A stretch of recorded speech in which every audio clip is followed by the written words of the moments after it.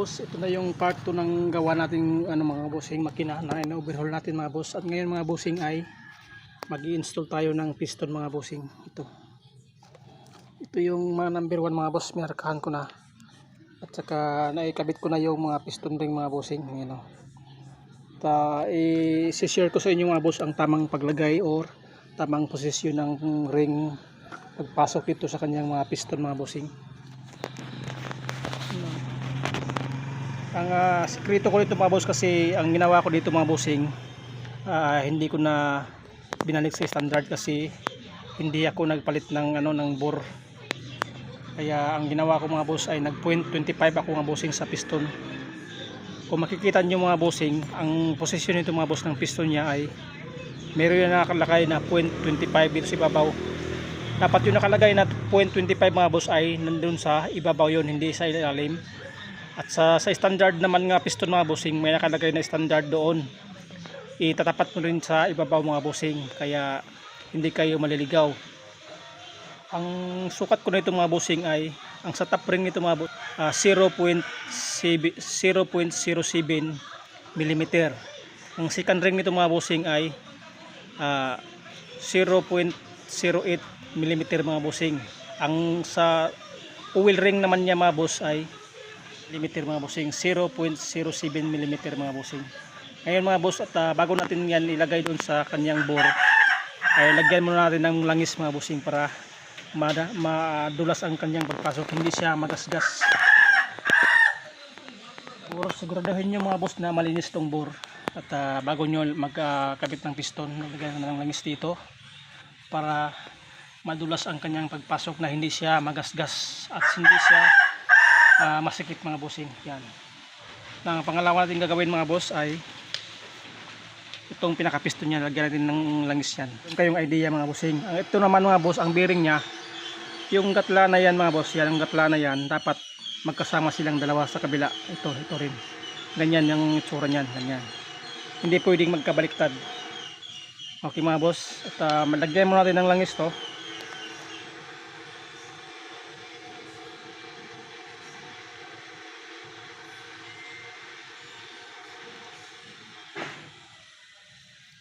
Para madulas pasok yung langis niya. Ang top ring mga bossing ay ilalagay ko to dito. Ito ang sa top ring niya, itong dito banda. Ang second ring naman dito sa kabila.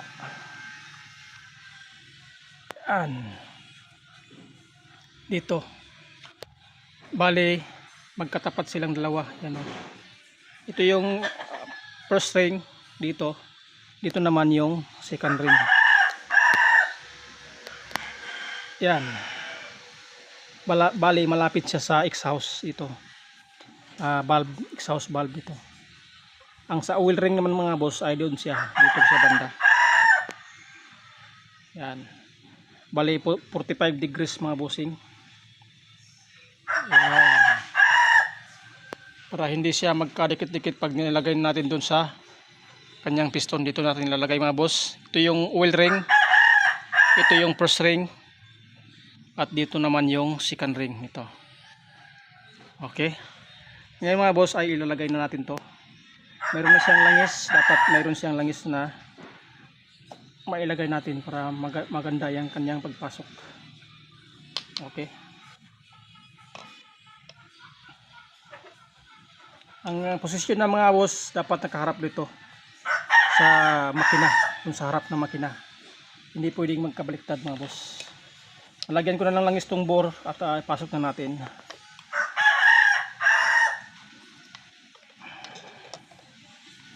Ayan. Lagyan natin tong kanang piston. Ayan.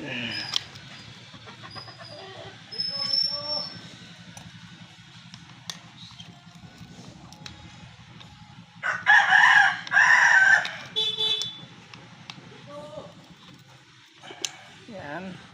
Tapos paluin natin mga boss para dumikit yung piston pressure sa kanyang block.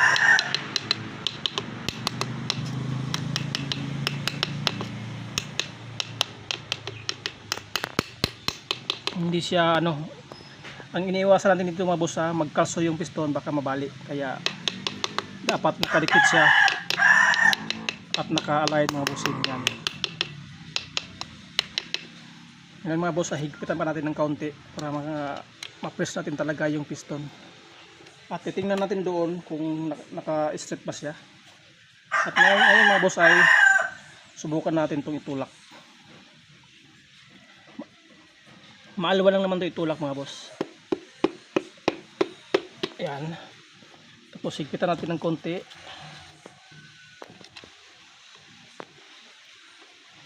Ayan. Tapos pupin natin para ma-align.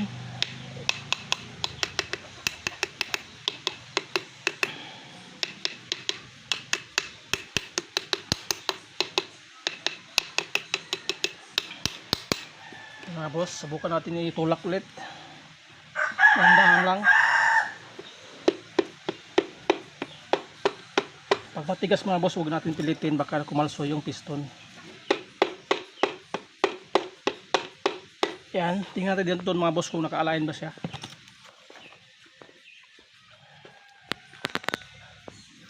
Tingnan nyo mga boss, tagilid siya, kaya ikutin natin. Yan.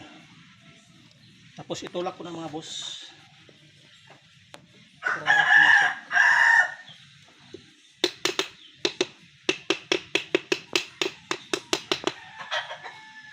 Tulak ko na.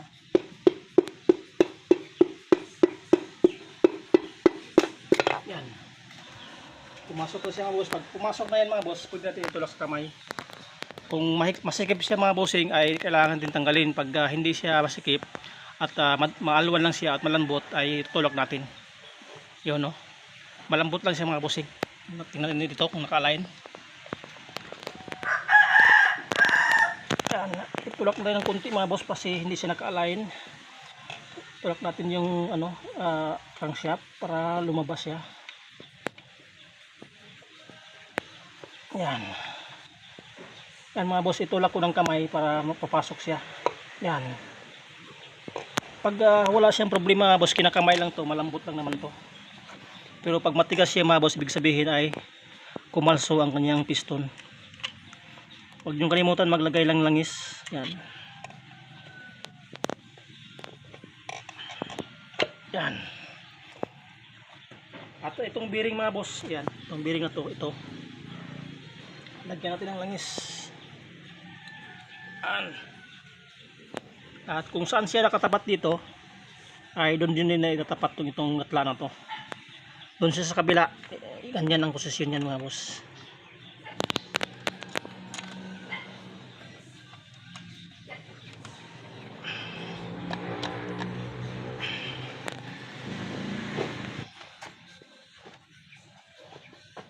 Lagyan natin ng tornilyo mga boss.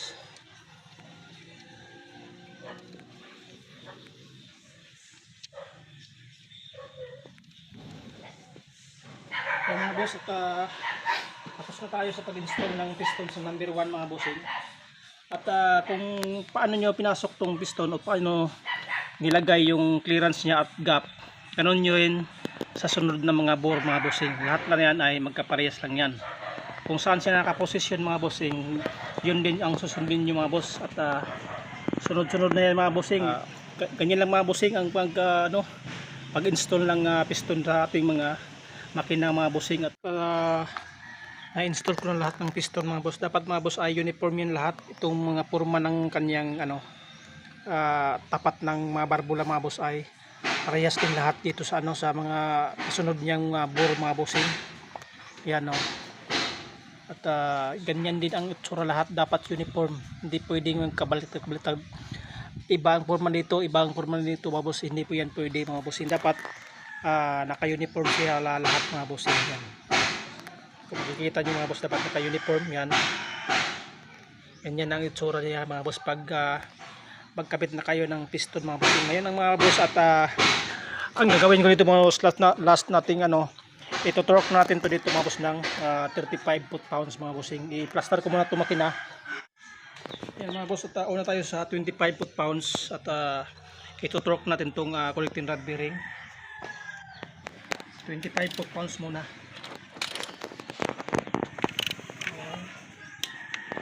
Pag lumagatik ng mga busing ay tama na yan. Yan.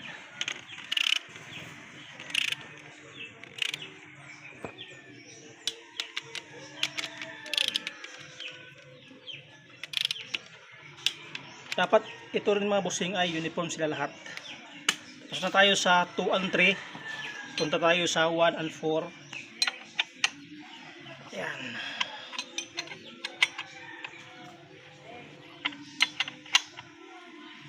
Yan. 1 and 4 na tayo. Yan. Yan.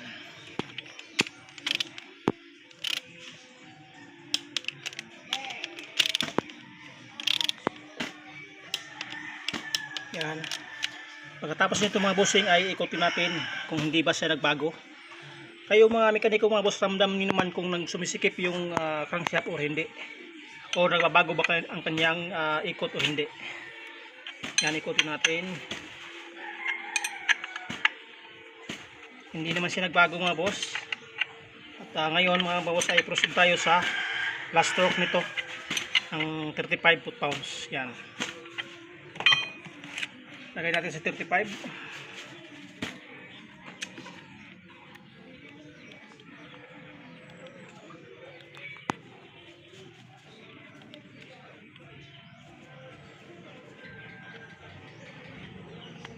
Yan mga boss, naka 35 foot-pounds na yan.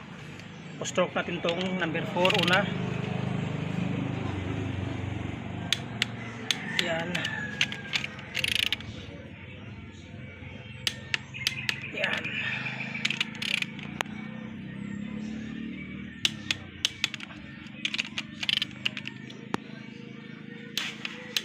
Tapos ikot natin. Tapos na tayo sa 1 and 4. Doon tayo sa 3 and 2. Yan. Dapat ramdam nyo mga boss kung sumisikip yung crankshaft or hindi. Pakiramdaman nyo. Nandito tayo sa number 3. Yan. Yan.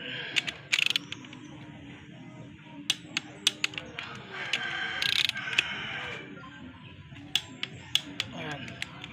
Ito ay yung last stroke natin mga boss na connecting rod bearing na 35 foot-pounds. Ngayon ay ikutin natin.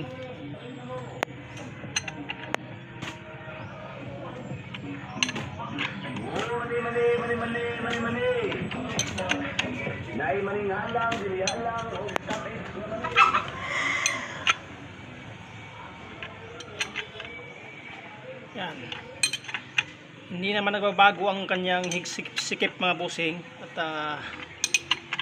ito na yung final na higpit natin ang connecting rod bearing mga bossing. At ito na yung part 2 ng pag assemble natin ng makina mga bossing. At next nito mga boss ay cylinder head na. Takpan mo, ilagay muna natin tong oil fan para makaproceed tayo sa cylinder head mga bossing. At see you sa part 3 mga bossing at pagkakabit ng cylinder head na assembly mga bossing. At ngayon mga boss, okay na to. At takpan ko na lang to, ilagay ko na yung oil fan. Tapos proceed tayo sa next video natin mga boss sa part 3. Okay mga boss, at stay tuned lang ng mga bossing para makabuo tayo ng makina. At step by step natin na mabubuo ng makina boss kung paano natin i-assemble ang isang makina mga boss para hantong siya sa umandar ng makina mga bossing. Thank you sa panonood mga boss, at see you in the next vlog natin mga bossing at Dog B, a parts changer.